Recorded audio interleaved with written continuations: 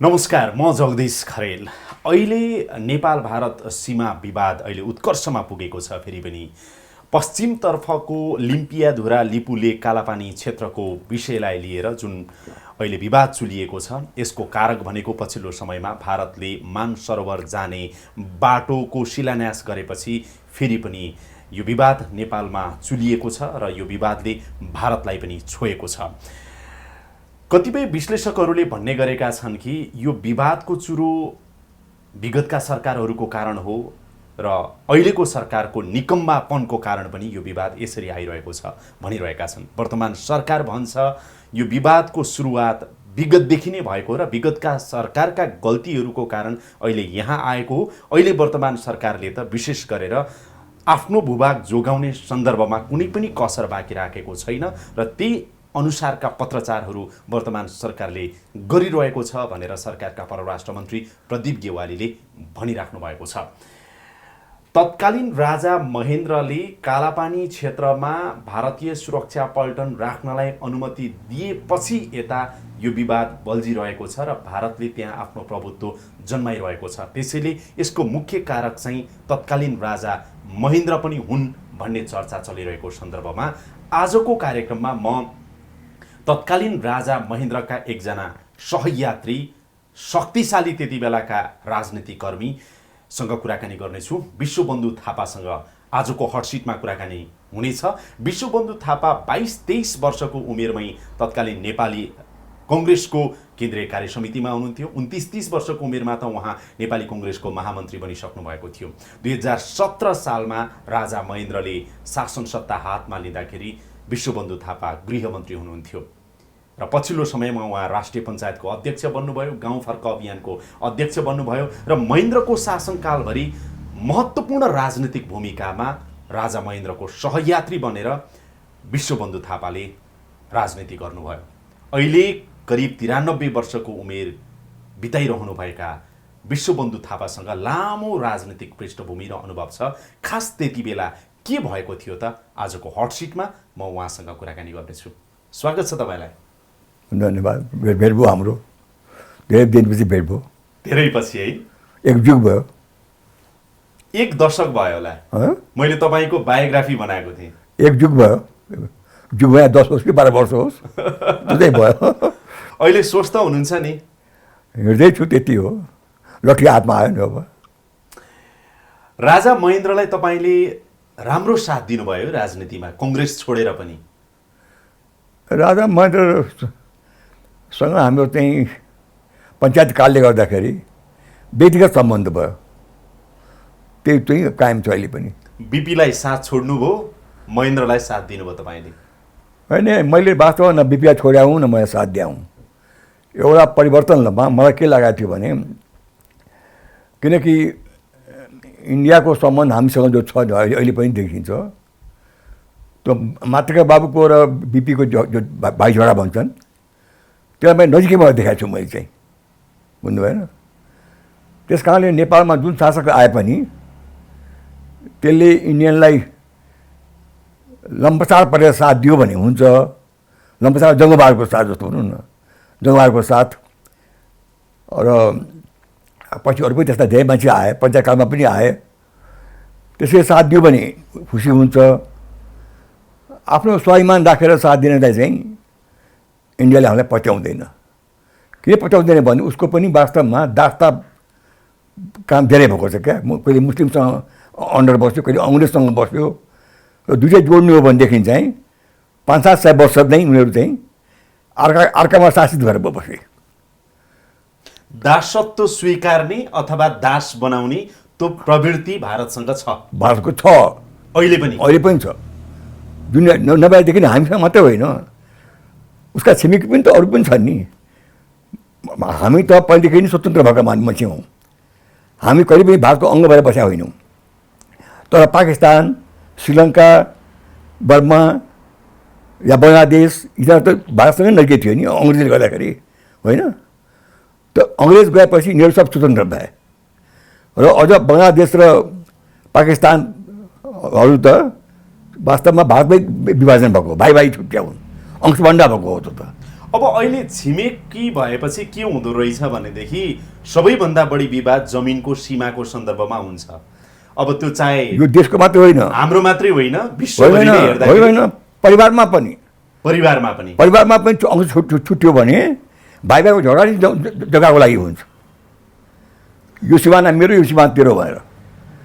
अब भारतसँगको सीमा विवादको सन्दर्भमा पूर्वको तपाईँ इलाम हेर्नुहोस् अथवा झापा हेर्नुहोस् अथवा पश्चिमको लिम्पियाधुरा हेर्नुहोस् अथवा सुस्ता हेर्नुहोस् अथवा महाकाली पारीका ठाउँहरू हेर्नुहोस्, अधिकांश ठाउँमा चाहिँ सीमा विवाद छ भारतसँग। अनि भारतले हामीलाई सधैँ पेल्दै लगेको भन्ने अनुभूति नेपाली जनतालाई भइरहेको छ। यो सीमा विवाद यति साह्रो चर्को रूपमा चाहिँ किन बढेको होला? हाम्रो शासकहरूले पहिलादेखि अलि मिलाउन नसकेको हो?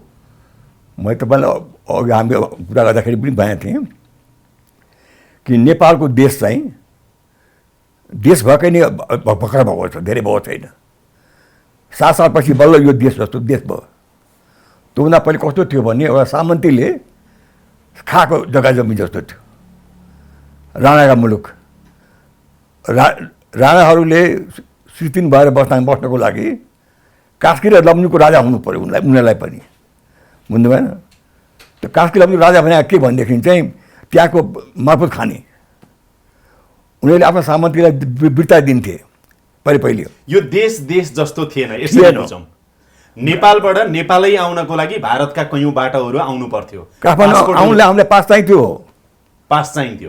काठमाडौँ आउनलाई पनि यहाँ 9 बजेदेखि हिँड्न पाइँदैन थियो। राणाहरूको उसमा 4 खालभित्र या 4 अड्डाभित्र बसेपछि सिद्धियो। नेपाल भनेकै अहिले पनि पछि पनि हामी नेपालमा यहाँ हुन्थ्यौँ। बिहारका मान्छे हामीहरू नेपाल आउनलाई यहाँ आउँथ्यौँ इन्डिया भएर। पहाडका मान्छे पनि हिँडेर आउँथे, कहाँ हामी नेपाल जाने भन्थे। नेपाल भनेकै काठमाडौँ मात्रै थियो।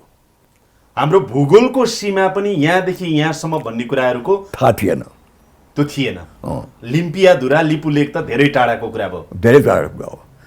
त्यति मात्रै होइन, लिपिया लेक त धेरै अब लेखै भयो, मान्छे यसै पनि कम हिँड्छन् भन्नु। अहिले पनि हामीहरू उत्तरी भेगमा उति हिँड्दैनौँ होइन। हामी जति तराईमा हिँड्छौँ या बाटो भएको हुनाले यता हिँड्छौँ। तपाईँ नै भन्नुहोस्, यहाँ नजिकै दोलखा मान्छे हो, दोलखाको मान्छेले आउनलाई भारी बोकाएर आउनु पर्थ्यो, 2-3 दिन हिँड्नु पर्थ्यो भनेदेखि किन हिँड्ने त्यसरी? एरिया जब हामीले अब म आउँछु तपाईँकोमा त्यो विषयमा पनि। जब राणा शासनको अन्त्य भयो नि, काङ्ग्रेस र राणाहरू मिलेर मोहन शमशेरको नेतृत्वमा फेरि सरकार बन्यो, गृहमन्त्री बिपी हुनुभयो 7 सालपछि, होइन त? अब त्यो बेलापछि चाहिँ भारतले आफ्नो देशको सुरक्षा संवेदनशीलतालाई महसुस गरेर नेपालमा सुरक्षा पोस्टहरू राखेको थियो 18वटा।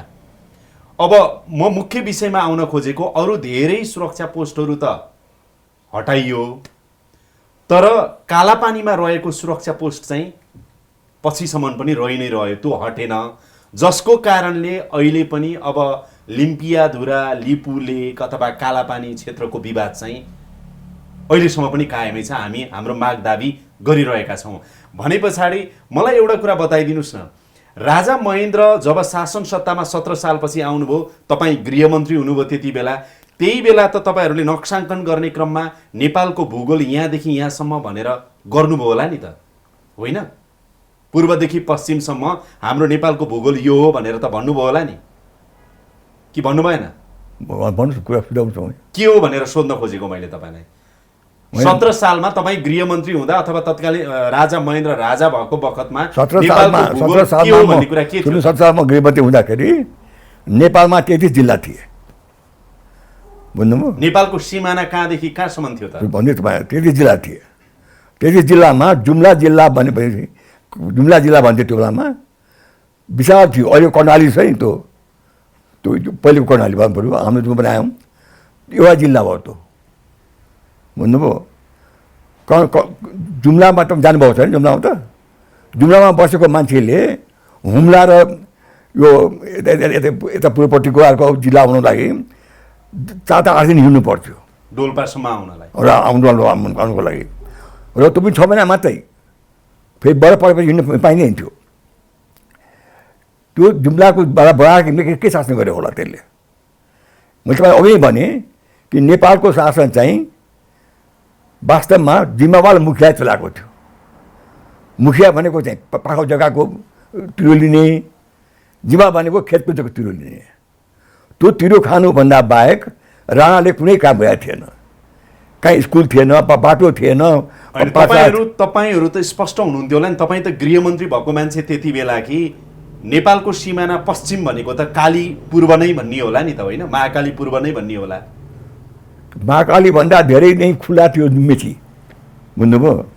मेची भनेको कुरा चाहिँ उति गाह्रो थिएन। त्यही त म मेचीतिर आएन, मेचीदेखि महाकाली बिचको भूभाग हाम्रो। म त्यही भन्दैछु, मेची जस्तो महाकाली उस्तै मेची पनि त्यस्तै हो नि। पश्चिमको लागि महाकाली, पूर्वको लागि मेची, यही नै हो हामी पढाए त। मेचीमा पनि वास्तवमा झापासम्म चाहिँ धेरै थाहा थियो मेची छ भन्ने। माथि इलाम लागेपछि चाहिँ इलामसम्म अलिकति थाहा हुन्थ्यो, 5 ताल लागेपछि थाहा हुँदैन थियो। र त्यो बेलामा वास्तवमा फेरि इलाम भन्ने जिल्ला चाहिँ ताप्लेजुङ, 5 थर सबै थियो मिलेर। त्यो मैले बुझेँ। अब मलाई एउटा बताइदिनुहोस् त, अहिलेको विवाद कहाँ छ भनेदेखि सर, पश्चिमको महाकाली नदी पूर्वको लिम्पियाधुरा, लिपुलेक र कालापानी क्षेत्रको विवाद अहिले नेपाललाई बिजिरहेको छ, बल्झिरहेको छ। देश आन्दोलित छ, जनताहरू आन्दोलित भएका छन्, प्रदर्शन भएको छ, सरकारमाथि आलोचना भइरहेको छ। यो अवस्थामा कालीभन्दा पूर्वको भूभाग भनेको त्यसो भए लिम्पियाधुरा चाहिँ काली पूर्व नै पर्यो, होइन त? तपाईँको प्रश्न चाहिँ अहिलेको म बढ्ता प्रभावित छ। मैले भन्नु खोजेको के हो भनेदेखि चाहिँ यो लिपियाधुरा, काली भन्ने फानो भन्ने मान्छे नेपाली थाहै थिएन। त्यो त जिम्माल मुखिया थाहा थियो खालि। अहिले पनि सुन्नु, लिपियाधुराको बारेमा हाम्रो भनाइ के छ भनेदेखि चाहिँ त्यहाँको तिरो कसले कहाँ तिर्थ्यो भन्छ। तिरो उठाउने को भने एउटा त्यहाँको मान्छे स्थानीय जो मुखिया होला, या जिम्मा भयो केही होला थर चाहिँ, सरकार होइन। सरकार भए त जुम्लाको बडाकिम भएर बस्थ्यो। होइन, काली नदी कहाँ पर्छ पनि तपाईँहरूलाई थाहा थिएन? आफ्नो मुलुकको सिमाना काली नदी पूर्व हो भनेपछि काली नदी कहाँ पर्छ भन्ने कुरा? काली नदी कहाँ पर्छ किन थाहा भयो? तर काली नदी कहाँ कहाँ जान्छ त्यो कसलाई थाहा थियो? म बिहारको मान्छे, झापाको कुरा थाहा थिएन। भनेपछि यसरी बुझौँ कि लिम्पियाधुरा अथवा लिपुलेक नेपालमा पर्छ पर्दैन भन्ने कुरा चाहिँ तपाईँहरूलाई त्यो बसको विषय नै थिएन।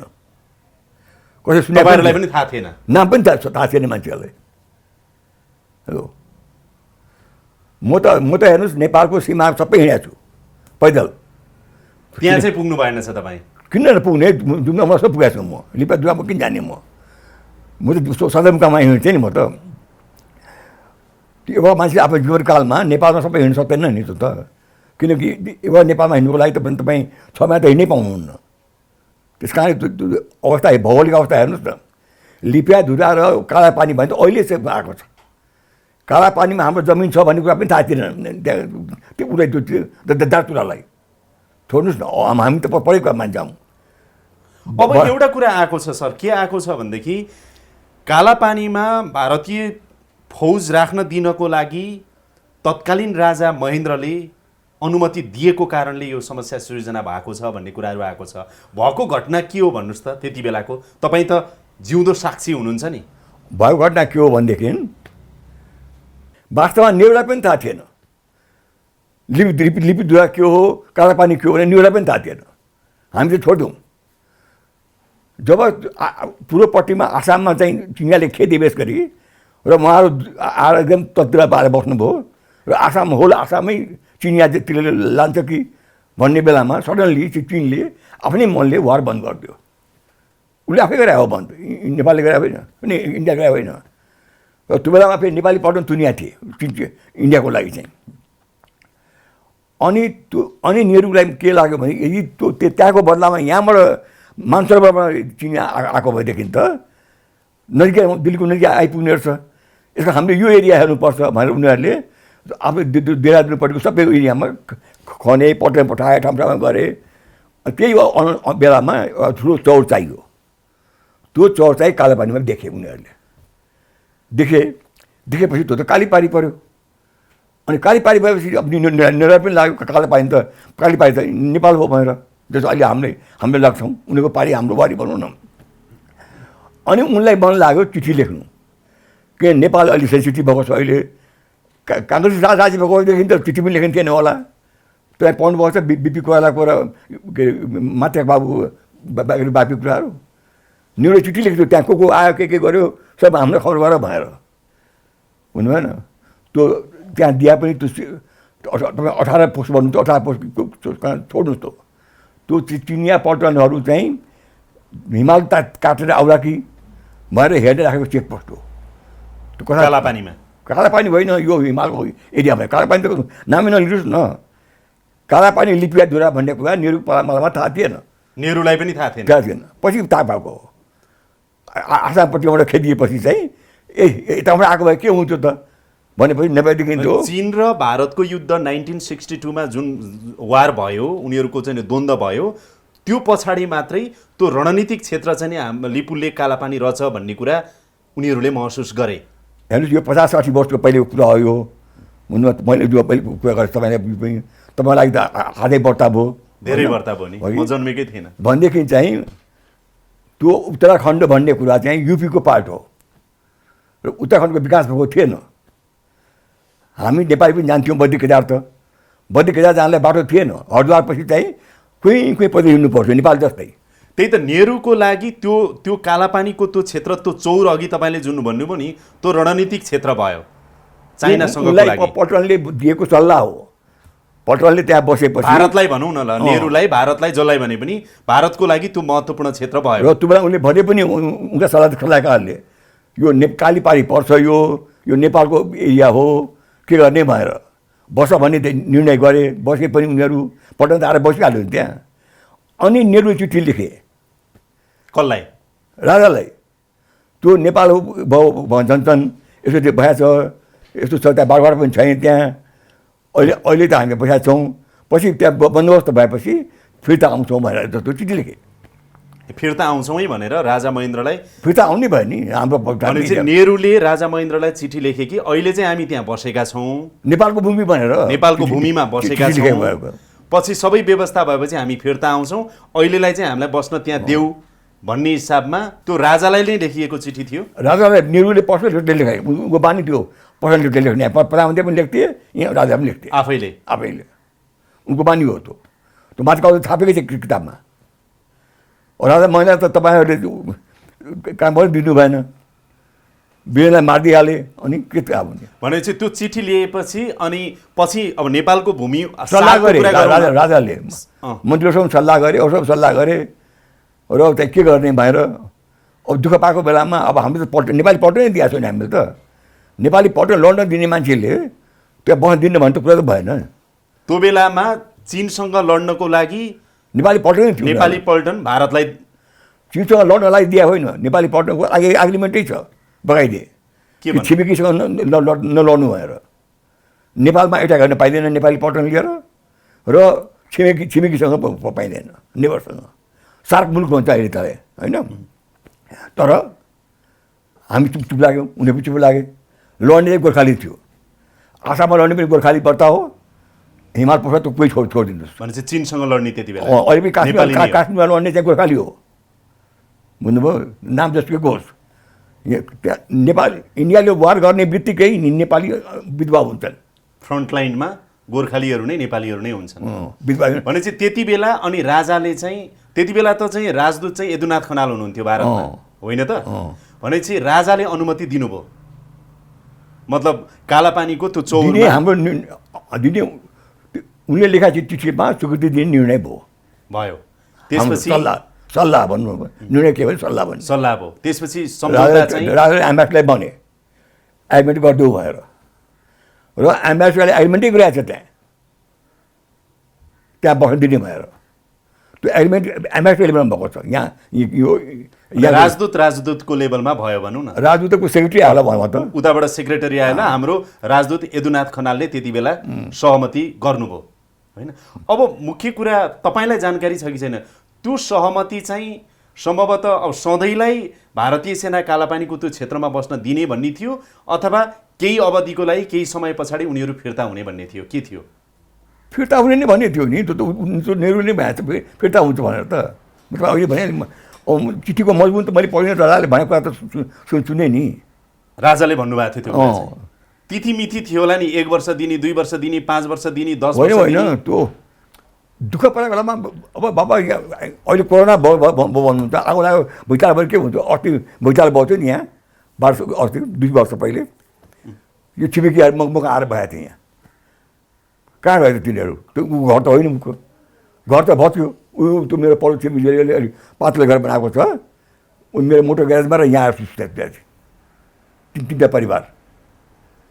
छिमेकी जान्छन् नि, हामी छिमेकी हो नि इन्डियाको त। त्यस कारणले उनीहरूले दुःख परेको बेलामा आफ्नो रणनीतिमा अनुसार मानसरोवरको बाटो मोड चाहिँ यदि चिडिया पटेर आयो भने के हुन्छ? हाम्रो त विकास भएको छैन माथि त, हामीले थाहै पाउनु तपाईँ त। त्यस कारणले हामीले नेपालको पनि हिमालय एरिया हेर्नुपर्छ, हाम्रो हिमालय एरिया पनि हेर्नुपर्छ। त्यो हेरेको लागि पर्यटन कहाँ राख्ने त? सकेसम्म नजिकै, सकेसम्म नजिकै राख्दाखेरि चाहिँ त्यो बेलामा मैले अघि तपाईँ भने बद्दी केदार जाने बाटो तपाईँ देख्नुभएको छ भने अनकन्ट्राक्ट थियो हाम्रो। अहिले तपाईँले यति भनिराख्दा यही बिचमा हाम्रो सम्बन्ध त चीनसँग पनि निकट हो नि। तपाईँ आफै नेपालको प्रतिनिधि मण्डलको नेतृत्व गर्दै माओलाई भेट्न तपाईँ चाइना जानुभएको छ त्यति बेला हो होइन त? के कुरा भएको थियो माओसँग भन्नुहोस् त तपाईँको? त्यो जुन नेपाली पल्टनहरूलाई चाहिँ नि म त माओलाई भेटेको होइन। हेर्नुहोस्, चुते भन्ने थिए, उनी बडो इम्पोर्टेन्ट मान्छे हुन्। उनी पनि त्यहाँका माओसँग तपाईँको भेट भयो? संस्थाका अध्यक्ष हुन्, बुझ्नुभयो? तर माओसँग भेट भयो तपाईँको? मेरो त माओसँग भेट भयो, चाउलासँग भेट भयो, सबैले कुरा पनि भयो। म त इम्पोर्टेन्ट मान्छे थिएँ। नेपाली पल्टनहरूलाई उनीहरूले थुनेको बेलामा, तिब्बतमा राखेको बेलामा त तपाईँसँग कुरा भयो नि त? गऱ्यो। मस्टले भने पनि त्यसले तिम्रो इन्डियासँग सम्बन्ध हामी बुझ्छौँ के हो भनेर, त्यसलाई हामी केयर गर्दैनौँ। हामी तिम्रो नेपाली पल्टनलाई नेपाली नै भनेर मागेर राख्छौँ। मागेर राखे पनि पछि मान्छे छोरा। चीनसँग यति राम्रो सम्बन्ध नेपालको थियो त्यति बेला पनि, अझ राजा महेन्द्र र तपाईँहरू त चीनसँग अझ नजिक भन्ने जस्तो चर्चा अहिलेसम्म त सुनिन्छ। भनेपछि भारतलाई त्यति बढी फेभर गर्नुभएछ त्यति बेला पल्टन राख्ने अनुमति दिने कुराहरूमा? तपाईँ त्यो पर्टिकुलर कुरामा आउनुभएको छ। हेर्नुहोस्, कुनै पनि राज्यको सम्बन्ध चाहिँ एउटा विषय मात्रै हुँदैन। मैले माओसँग कुरा गर्दाखेरि म बाँच्यो, हाम्रो नेपाल इन्डियासँग विशेष सम्बन्ध छ, हेर खुला बोर्डर छ, हामी नजिकै छौँ, हाम्रो पल्टन त्यहाँ काम गर्छ। लड्दाखेरि उनीहरूलाई लड्नु पऱ्यो भन्दा उसले भन्यो ऐतिहासिक सम्बन्ध हो यो, यसलाई हामी बिर्सिँदैनौँ भनेर माओले। Continue it, we don't mind. र यो दुनियाँ पनि हामीले दुःख दिएको छैन, नेपाललाई बेग्लै ट्रिट गरेको छ हामीहरूले नेपालीलाई। त्यस कारणले चित्त दुःख भएको थियो। त्यति मात्रै होइन, मैले माओलाई के भने भनेदेखि चाहिँ हामी सानो मुलुक छौँ, तिमीहरू सारेको जुझ्छौ, हामीलाई दुःख हुन्छ भन्दा नेपाल सानो मुलुक छैन, ठुलो मुलुक छ। अनि मलाई भन्यो लक्जमबर्ग तिमीलाई थाहा छ भनेर। मैले थाहा छ भने मैले लक्जमबर्ग छ नि युरोपमा, सानो मुलुक छ त धनी छ, सम्बन्ध छ। सानो भएर के हुन्छ? चाइना त ढुङ्गा होला, ढुङ्गा भएर चाहिँ हुन्छ? तिमी त सानो भए पनि डायमन्ड हो। बुद्ध तिमीले दियो हामीलाई, दियो यो दियो भनेर तारिफ गर्यो हाम्रो। हामी नेपाली दङ्ग पऱ्यो, बुझ्नुभयो? अनि भने पनि इन्डियनलाई भनेको भए तिम्रो त छोटै हो, छोटो भाइ हो भन्थ्यो होला, यसले हेर्नु तारिफ गर्यो हाम्रो भन्थ्यो।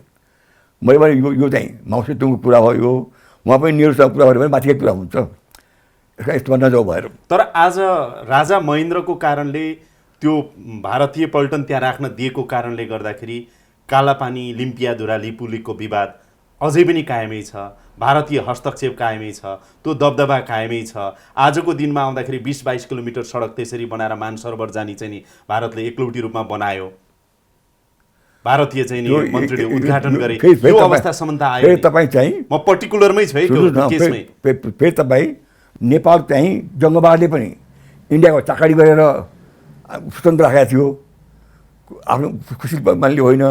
लखनऊमा लड्न गयो, आफै लड्न गयो त्यहाँ जङ्गबहादुर, र लखनऊ कब्जा गरेर अलिकति गहना पनि ल्याएर विगत पनि ल्याएर यहाँ नाम कमायो।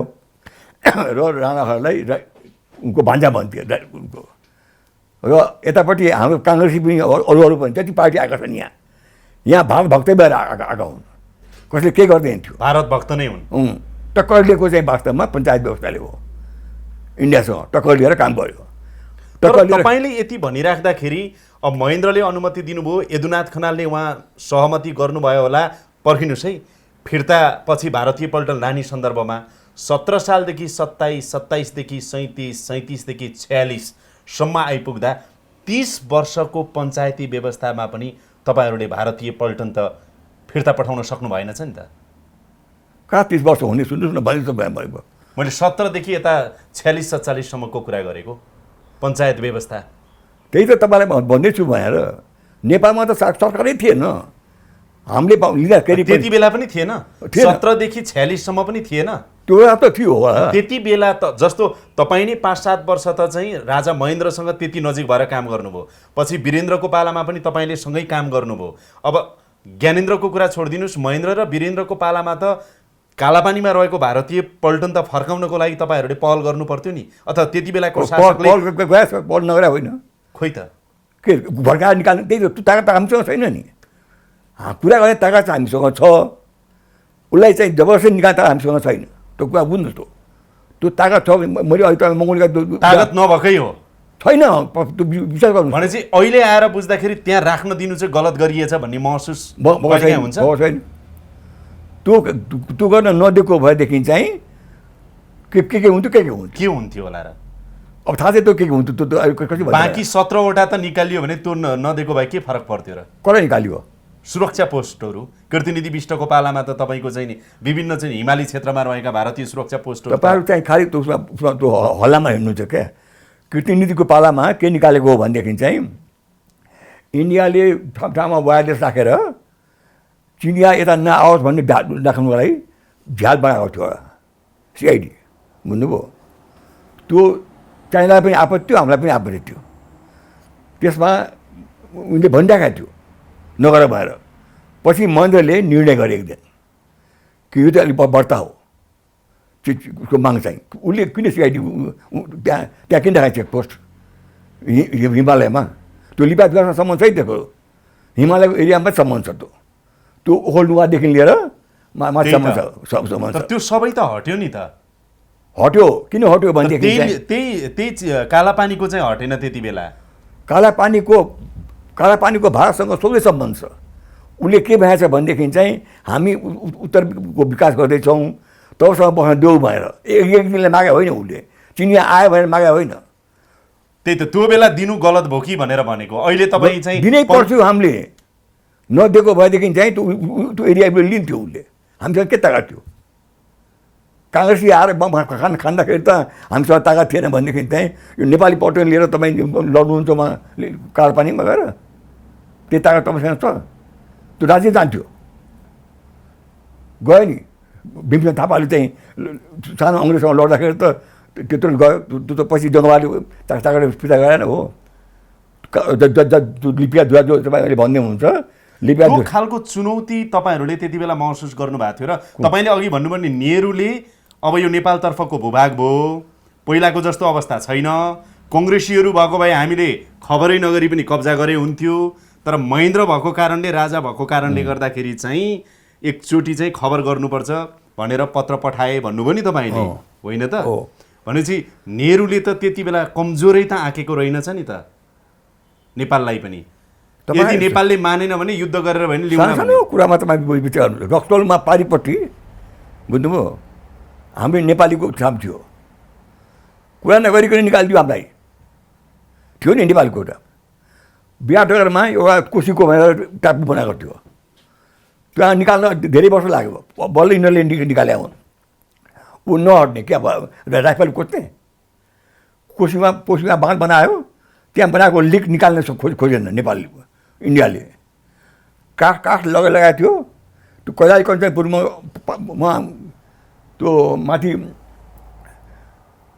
त्यो सानो छ नि 4 कोसी जङ्गल, त्यहाँसम्म त्यो लिक छ। त्यहाँबाट चिप्पा लगाएर इन्डियाले रेल बनायो। हामी सहनु पऱ्यो नि। त्यो जङ्गल फाँदा त उसै हो, जङ्गल भयङ्कर थियो त्यहाँ तराईमा। र पञ्चायत व्यवस्थाको पालासम्ममा झापा, चितवन, नवलपरासीको केही एरिया, कैलाली कञ्चनपुर जङ्गलै थियो। ठाउँमा बस्ती थियो, नजङ्गल थियो। मैले चुनाव लडेको यहाँ चितवनमा। मैले तपाईँको कुराबाट के चाहिँ बुझेँ भने नि सर, अब लिम्पियाधुरा, लिपुलेक अथवा कालापानी अथवा अरू क्षेत्रहरू त्यो विगतको पञ्चायत कालमा पनि राणा कालमा पनि पछि प्रजातन्त्र आएको अवस्थामा पनि हाम्रो देश पुरै राज्य एउटा यो हो भन्ने अवस्थामा थिएन भूगोलको हिसाबले। अब त्यो बेला त्यस्तै थियो, मोटर बाटो थिएन, सञ्चार थिएन, के थिएन, धेरै हिसाबले भयो होला। तर तपाईँले अघि भन्नुभयो नेहरूलाई पनि लिम्पियाधुरा लिपुलेको सन्दर्भमा उनलाई पनि थाहा थिएन भन्नुभयो नि तपाईँले। थाहा थिएन होला भन्नु, थाहा थिएन होला भनौँ होइन। अब उतापट्टि पक्षको कुरा चासोको थिएन। जब पछि चीनसँग उनीहरूको चाहिँ विवाद भयो, त्यो एउटा रणनीतिक क्षेत्र भारतको लागि बन्यो। त्यसैले उनीहरूले अनुमति मागे, त्यहाँ बसिरहेका छन्। तर अब अहिले आएर यो मुद्दा त अहिले पनि बल्झिरहेको छ। केपी ओली प्रधानमन्त्री हुनुहुन्छ, अघि तपाईँले भनिहाल्नुभयो भारत त्यत्रो भीमकाय बौद्ध आएकै नै पञ्चायत काल नागिसक्यो। हामी 30 वर्ष बस्यौँ, यिनीहरू पनि 30 वर्ष नागिसक्यो। अब अझै पनि यो सीमा विवाद बल्झिरहेको छ। अब 1816 को सन्धि अनुसार लिम्पियाधुरा लिपुले कालापानी यी क्षेत्रहरू नेपालको पर्छ, काली नदीको पूर्व होइन त। अब यो अवस्थामा नेपाल सरकारले भारत सरकारसँग कसरी कुरा गर्ने, यो विवाद सल्टाउने उपाय चाहिँ तपाईँ एउटा अनुभवी राजनीतिज्ञ भएकोले नि के देख्नुहुन्छ? यसो गरियो भने विवाद सल्टिन सक्छ है भन्ने। सुन्नुहोस्, एउटा कुरा के छ भने नेपाल र भारतको सम्बन्ध यति घनिष्ठको छ कि विश्वास नै ठुलो कुरा हो। यसमा चाहिँ यो परिवारको दाजुभाइ जस्तो छ। हामीहरू चाहिँ विश्वासै हुनुपर्छ। उनलाई पनि हामीमाथि हुनुपर्छ विश्वास, हामी पनि उहाँले हुनुपर्छ भन्नुभयो। अहिले विश्वास खाँचो भएको छ। र अर्को चाहिँ इन्डियाले के बुझ्नुपर्छ भनेदेखि चाहिँ नेपालीहरू बोल्दैनन् त कुरा चाहिँ बुझ्छन् भन्ने कुरा बुझ्नुपर्छ। किन बोलाखेरि चाहिँ झगडा हुन्छ, कुरा बुझेपछि हामी दुःख मान्छौँ नि, अनि त्यसले के हुन्छ एन्टी फिलिङ हुन्छ। आज नेपाल भारतपट्टिको जो एन्टी फिलिङ किन भएको छ, यसै छुच्चै कामले, यो छुच्चो कामले किन गर्छ भने दास मनवृत्तिले मैले बताएँ भने नि, त्यो होचाउने बानी छ उसको चाहिँ। त्यस कारणले अब यो इन्डियासँग र नेपालसँग कुराकानी गर्नु पऱ्यो। हामीले पञ्चायत कालभरि झगडा पनि गऱ्यौँ इन्डियासँग, हेर्नुहोस् कुरा पनि गऱ्यौँ, कुरा नगरेको होइन। हामीहरूले लगातार काम गरेका छौँ हामीहरूले कुरा पनि, र धेरै कुरा लिया पनि छौँ त्यो बेलामा हामीहरूले। र तर त्यति बेलामा के थियो भनेदेखि चाहिँ मान्छेको बारेमा कुरा नगर्नु मैले को कस्तो थियो भनेर राजाको एकजना थिए यहाँ शासक, अहिले चाहिँ ओली चाहिँ एकजना हुन खोजेका छन्, हुन सकेका छैनन्। उनी चाहिँ राजा चाहिँ सबै माने मान्छे थिए, बुझ्नु भएन। बिपी पनि काङ्ग्रेसमा माने मान्छे चाहिँ हो, तर बिपी निकाल्नेमा खालि राजा मन्त्री मात्रै होइन, टङ्कप्रसादहरू पनि हो, साना पार्टीहरू टङ्कप्रसाद, रेग्मी, केही सिंह, यिनीहरू दिनरात निकाल्नुपर्छ बिपीलाई भनिरहेको छ, बुझ्नु भएन। बिपी पनि लेखाएको छ उसलाई। अहिलेको समस्याको समाधान चाहिँ कसरी होला त? कुराकानीले। एउटा कुरा चाहिँ के छ कुन लेभलमा, केपी ओली मोदी बीच अथवा परराष्ट्र मन्त्री बीच अथवा सचिव बीच के भयो भनेदेखि कुराकानी त हुनुपर्छ। हेर्नुहोस्, वास्तवमा पहिले प्रधानमन्त्रीको बिचमा, किनभनेदेखि चाहिँ यहाँ मालिक क्या कहते हैं भन्ने दुवैपट्टि छन्। यता प्रधानमन्त्रीलाई तपाईँले सल्लाह दिनु पर्यो भने यो लाइनबाट प्रधानमन्त्रीले कुरा गर्नुभयो भनेदेखि भारतीय प्रधानमन्त्रीलाई कन्भिन्स गर्न सक्नुहुन्छ कि भन्ने तपाईँको अनुभवले के बताउँछ? प्रधानमन्त्रीले कुरा गर्ने एप्रोच के हुनुपर्छ, कसरी कुरा गर्दा? सल्लाह दिन्न, त्यो सोध्नु सत्य कुरा के हो भने सल्लाह दिन्न म। तपाईँले जबरजस्ती मात्रै मलाई भेट्यो हो, नभए यति पनि बोल्ने थिइनँ म। किनभने मेरो उमेरमा अरूले गर्ने उनीहरू हुन्, मैले सल्लाह दिनु हुँदैन। म यो घरको मालिक म हुँ, यो घरको, बुझ्नु भएन। तर जुन बेला मैले बन्धु मालिक भएर चाहिँ अब त मालिक भएछ भनिदिएँ, त्यहाँ मैले बोल्नु छोडिदिएँ। घरमा दुईवटा मालिक भयो चल्दैन घर, मालिक एउटै हुनुपर्छ। तर सल्लाह त दिनु पऱ्यो नि, सल्लाह पनि मागै दिनुपर्छ। नमागे जान्ने भएर सल्लाह दिने काम छैन। उसले आफ्नो बुद्धिले पुऱ्याएर काम गरे होला। मलाई बिपी के भन्नु थियो भनेदेखि चाहिँ पछि बिपी फर्केर आउनुभयो नि, राजा मान्ने भएर आउनुभयो। अनि मैले बिपीलाई भनेँ, सान दाजु तपाईँ अहिले यति दुःख पाएपछि राजा मान्ने हुनुभएको छ। मैले बेलैमा बुझेँ कि यो राजा चाहिँ अब चाहिन्छ नेपाललाई, प्रधानमन्त्री भए मान्छे चिन्दैन के हो भनेर भनेपछि उहाँले भन्नुभयो होइन राजा चाहिन्छ। हेर मैले यसै राजा चाहिन्छ भने होइन, राजा किन चाहिन्छ भनेदेखि चाहिँ घरमा एउटा बुढो मालिक भयो भने आफूभन्दा बलियोसँग नेगोसिएसन गर्दाखेरि चाहिँ कुरा आफूलाई चित्त बुझेन त नाइ भन्नु पनि सकिँदैन, ऊ बलियो छ। त्यो के चलिन्छ भन्दाखेरि चाहिँ एक्चुअली म बुवालाई सोध्छु है, तपाईँको कुरा मैले चित्त बुझ्यो मलाई चाहिँ, तर बुवाले के मर्जी हुन्छ सोध्नु पऱ्यो। घरको बुवा हुँदाखेरि म त मालिक होइन नि, मैले उसलाई भन्नु पर्यो। उसलाई पनि थाहा छ मालिक यही हो भनेर, त उसले चाहिँ त्यो बुवा नसोध त भन्दैन नि। अहिले हुनुहुन्छ नि त राष्ट्रपति हुनुहुन्छ नि अहिले।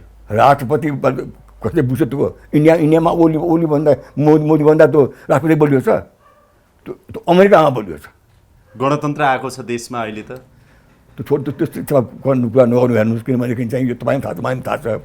त्यस कारणले प्रधानमन्त्री त निकाल्ने बल गर्दैछ अहिलेको सक्यो भनेदेखि चाहिँ मैले तपाईँलाई अघि भने नि, बिपिआई निकालेको राजा मैले भने होइन, टङ्कप्रसाद रेग्मीले पनि हो, टङ्कप्रसाद रेग्मी केआई सिंहले पनि हो र इन्डियाले पनि हो, बुझ्नु भएन। अब अन्तिमतिर सर, यो पछिल्लो राजनीतिक गतिविधि अहिले देशमा जे देखिराख्नु भएको छ नि, के लागिरहेछ तपाईँलाई? हामी कहाँ छौँ? मलाई त रमाइलो लागेको छ। मलाई रमाइलो के लागेको छ भनेदेखि चाहिँ हरेक मान्छे खेल्दैछ आफ्नो तरिकाले भनेर, बुझ्नु भएन। महाभारतको युद्धमा युद्ध सिद्धियो, सिद्धिएपछि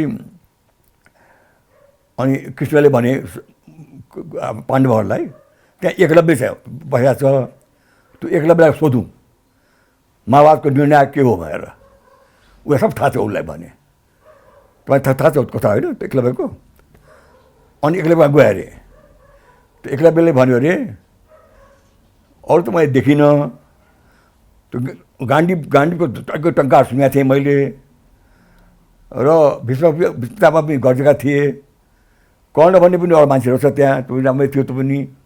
बाँकी त कृष्णको काम हो, सब उनीहरूले गरे हुन्, अरू त खालि यसै खेल्दै थिए भनेर एकलव्यले भन्यो अरे महाभारतको सिद्धिएपछि। त्यस कारण त्यो छोडिदिनु। अब हाम्रो महाभारतको चाहिँ, हाम्रो कुरुक्षेत्रको चाहिँ कृष्ण को हो त? We are very difficult position. हेर्नुहोस् नेपाल भने त्यो यसै होइन सर, चाहे पृथ्वीनारायण शाहले होस् चाहे अहिले होस्, दुईवटा विशाल देशको बिचमा हामी छौँ, बुझ्नु भएन। यसलाई पिछडा ढुङ्गा भने ढुङ्गा त होइन, जीवित हो नि त। अहिलेको जमाना त ठुल्ठुलो। मेरो प्रश्न के थियो भने अहिलेको कृष्ण चाहिँ को त? यो कुरुक्षेत्रको, यो महाभारतको कृष्ण तपाईँले देखेको को त? कोही गाण्डीव थियो होलान्, कोही कर्ण थियो होलान्, त्यो मैले भन्ने कुरा होइन, सबैले बुझ्ने कुरा हो। त्यो कृष्ण भनेको भारत हो। मैले किन भने तपाईँ बुझ्नु, अर्को बुझ्छ, अर्को बुझ्छ, त्यही कारण मैले बोल्दै यहाँ कहाँ त्यही हो, मैले बुझ्नु। खेल अहिले जो पात्र छन्, जो पात्र छन्, जुन खेल मैदान छ, जे लीलाहरू भइरहेछ नि सर, जे लीलाहरू भइरहेछ नि, त्यो कृष्ण भनेको चाहिँ त्यसो भए नेपालको सन्दर्भमा अहिले पनि भारतै हो। म 93 वर्षको उमेरमा एकलव्य हुन चाहन्छु। आवश्यक भए बोल्नुला, नबोल्ने, किन बोल्ने? यो देशभन्दा बाहिर मलाई हेरेर दिनुहोस् न खालि। यो देशभित्र खेल मैदानमा तपाईँ पनि हेर्दै हुन्छु, म पनि हेर्दैछु। तपाईँको बुझ्नु, म मेरो बुझ्छु। मेरो साथीहरू त गए नि सबै, डाक्टर गिरी पनि गए, सुजबा पनि गए, कृतिनिधि पनि गए, म बाँचेको छु। पुराना यिनीहरू बिपी कुरा पनि गए। यस कारणले सबैको समय बेला आउँछ। हेर्नुहोस्, यो यति चाहिँ बुझौँ आज। तपाईँले यति चाहिँ भन्नुहोस् कि यो खेल मैदान जस्तो भएको छ, यहाँका खेलाडीहरू पात्र मात्रै हुन्, त्यो सबै नमान्नु, अर्कै छ, अन्तै छ, सबै नमान्नुहोस्। जुन यो कुरा नेपालीले बुझ्दैन त्यो नेपाल सिद्धिन्छ कि हामीहरू चाहिँ वास्तवमा देश बन्न नसक्नुको कारण यही हो त। देश बन्नु सब देश बन्दैछ, किन बनाएको छैन? तपाईँको पालामा देश यो छ अहिले। मेरो पालामा 400-500 थिए अड्डाका हाकिमहरू, अहिले पिएचडी र दुनियाँ घुमा मान्छे छन्। मेरो पास म बाँकीबाट जाँदाखेरि 3 महिना जागिरी हुन्थ्यो, सिपाहीहरू 3 महिना 6 महिना थिए, बुझ्नु भएन। अनि कुनै देश यो थिएन, मैले बनाइदिया हो सबै। आज गृहमन्त्री पनि पछि अध्यक्ष थिएँ। चाहे विकेन्द्रीकरण भन्नुहोस्, पञ्चायत व्यवस्थाको त्यो गाउँ पञ्चायत जिल्ला पञ्चायत भन्ने सब मैले बनाइदिया हो रिपोर्ट चाहिँ। र यो 33 जिल्ला थियो, त्यो बनामा मैले 75 जिल्ला बनाएँ, अनि 14 अञ्चल बनाएँ। पछि वीरेन्द्र पालामा 5 विकास क्षेत्र बने, त्यो हाम्रो पालामा गरे हो। अनि तपाईँको मुलुकको फाउन्डेसनको आधार 17 सालदेखि 27-28 सालसम्म धेरै बन्यो भनेर कतिपय नेताहरू अहिले पनि स्वीकार्छन्। त्यो खुसी पनि लागेको छ, धेरै राम्रा कामहरू पनि भए, कयौँ कामहरू हुन पनि सकेनन् होला। अब अन्तिममा सर एउटा कुरा बताइदिनुहोस् न, के भयो भने देश बन्छ त? तपाईँको राजनीतिक अनुभवले के भन्छ? के भयो भने देश बन्छ?